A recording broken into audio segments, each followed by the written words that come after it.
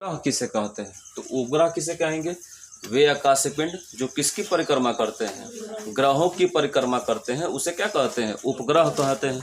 उपग्रह दो प्रकार के होते हैं, एक होता है नेचुरल सैटेलाइट और एक होता है आर्टिफिशियल सैटेलाइट, यानी एक होते हैं प्राकृतिक उपग्रह।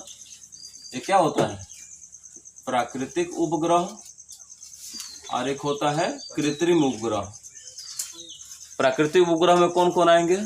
जितने ग्रह के उपग्रह है वो प्राकृतिक उपग्रह में आएंगे। जैसे हमारी पृथ्वी का एकमात्र उपग्रह कौन है? चंद्रमा है।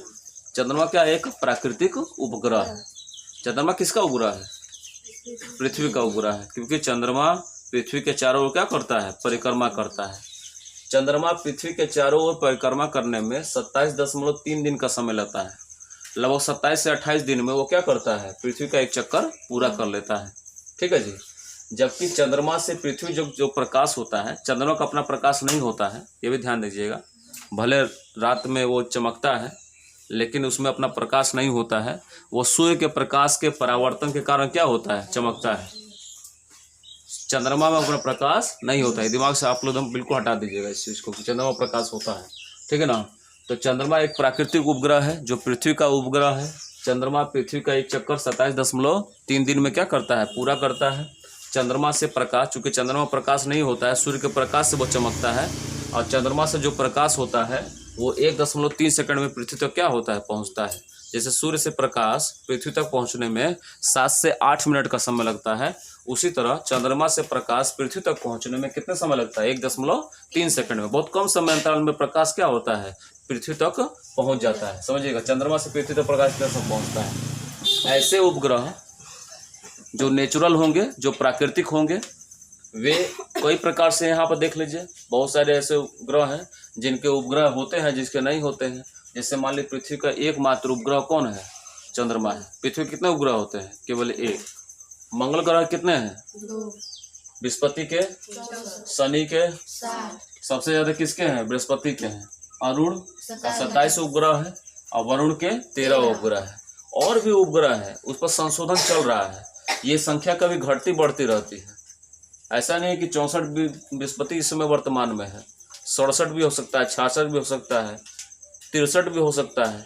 कभी कभी अनुसंधान बढ़ता है तो उन्हें उपग्रहों की श्रेणी से हटा देते हैं, कभी कभी उपग्रहों की श्रेणी में ला देते हैं। ये संख्या घटती बढ़ती रहती है। आप लोग ऐसे याद कर लीजिएगा, अपने जीके के लिए याद कर लीजिए। पृथ्वी का कितना उपग्रह है, मंगल का कितना है, बृहस्पति का कितना है, शनि का कितना, अरुण का कितना है, वरुण का कितना है।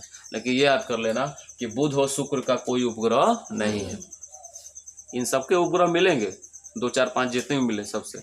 ऐसे भी याद कर लीजिए, सबसे ज़्यादा किस ग्रह के उपग्रह होते हैं? और सबसे कम किसका है? पृथ्वी का। पृथ्वी एकमात्र कौन है? चंद्रमा है। लेकिन बेचारे ये 2 ग्रह हैं जिनका कोई उपग्रह नहीं है। बुध और शुक्र का कोई उपग्रह नहीं है। अब उसका कारण तो वैज्ञानिक अलग अलग लगाते हैं, है ना। इसको बढ़िया से आप याद कर लेंगे। लेकिन इसके अलावा जो प्राकृतिक उपग्रह, ये सब प्राकृतिक उपग्रह है, लेकिन इसके अलावा कुछ कृत्रिम उपग्रह भी होते हैं। कृत्रिम उपग्रह किसे कहते हैं? जिसे मनुष्यों ने क्या किया है? बनाया है जी। ये रॉकेट की सहायता से क्या करते हैं? अंतरिक्ष में भेजे जाते हैं, अंतरिक्ष यान की सहायता से। आप लोग देखे होंगे टीवी में। अभी कुछ समय पहले भारत ने क्या किया है? चंद्रमा पर अपना क्या भेजा है? अंतरिक्ष यान भेज दिया। तो ये अंतरिक्ष यान किस तरह के उपग्रह हैं? ये कृत्रिम उपग्रह हैं। ये भी क्या करते हैं? पृथ्वी की परिक्रमा करते हैं, लेकिन मनुष्यों द्वारा बनाए गए हैं। इनका प्रयोग हम कहाँ करते हैं? विभिन्न प्रकार के जो दूरसंचार की व्यवस्थाएं हैं, जितना हम लोग नेटवर्क काम करता है, सब इसी के आधार पर काम करता है। मौसम संबंधी जानकारी मिलती है, कहिए बारिश होगा, कहिए भूकंप आएगा, कहिए बाढ़ आएगा, कभी कौन मौसम बदलेगा। इस सब की जानकारी किससे मिलती है? इन्हीं कृत्रिम सैटेलाइट से मिलती है, जो मनुष्यों ने भेजा है कहाँ पर? पृथ्वी के चारों ओर घूमने के लिए।